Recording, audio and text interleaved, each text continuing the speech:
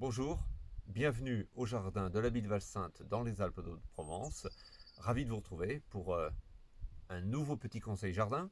Aujourd'hui, je vais vous parler de bouture de racines, une technique pas forcément très commune, pas forcément très connue, mais vous allez voir très facile à faire, que l'on pratique plutôt qu'en période hivernale. C'est le cas en ce moment. Je suis devant un rosier qui est au repos végétatif. Vous voyez que ses feuilles sont pratiquement toutes tombées, donc il est en arrêt d'activité. C'est à ce moment-là où je vais pouvoir, sans le meurtrir, venir pouvoir prélever une racine.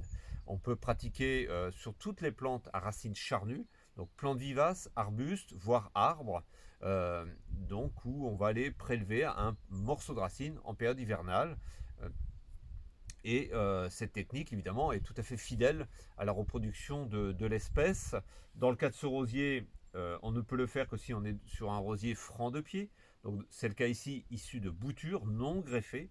Si on prend une racine sur un rosier greffé, on va en fait multiplier le porte-greffe, donc l'églantier, c'est possible, mais on va obtenir un petit églantier, un jeune églantier qu'il faudra soit de nouveau greffer, soit garder tel quel. Voilà, donc il faut absolument connaître ce petit détail.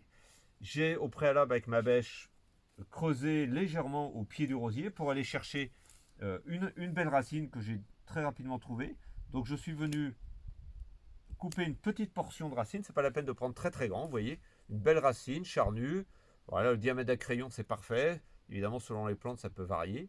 Et tout simplement, cette racine va émettre des nouvelles racines et va à différents endroits émettre des bourgeons qui vont créer des pousses et créer des fleurs. Puisque dès la première année, dès le printemps, eh bien, cette bouture va pousser, va même fleurir. Dans ce pot que j'ai rempli de terreau, je vais simplement venir enfoncer ma racine complètement, on la recouvre entièrement, dans un terreau que l'on garde frais, pas forcément, pas non plus trempé, mais frais. Et soit le pot on le laisse dehors, la plante est rustique, la racine est rustique, il n'y a aucun risque de froid. Soit évidemment on met ce pot à l'abri dans une serre, un tunnel, on va accélérer l'enracinement, on va accélérer la reprise de la bouture et donc sa croissance et sa pousse. Une fois la plante qui va se développer au cours du printemps et de l'été, bah, à l'automne prochain, eh bien ce jeune rosier, fidèle à son parent, pourra être planté quelque part dans le jardin. Donc vous voyez une technique plutôt facile, qui ne demande pas beaucoup de technique, pas beaucoup de surveillance non plus par rapport à d'autres boutures. Bien sûr, on ne prélève qu'une à deux boutures par pied. Il ne faut pas venir meurtrir la plante, hein. Donc c'est pas non plus le but. C'est pas on ne multiplie pas en grande quantité les végétaux avec ce type de technique. Mais voilà, une technique à portée de main de tout le monde qui se fait donc uniquement en période hivernale, donc avant le printemps.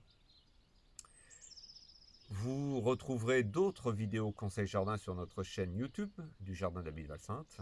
Vous les retrouvez aussi sur notre site internet www.valsainte.org, site sur lequel vous aurez accès à tous nos rendez-vous, à toutes nos activités qui se passent ici dans ce lieu tout au long de l'année.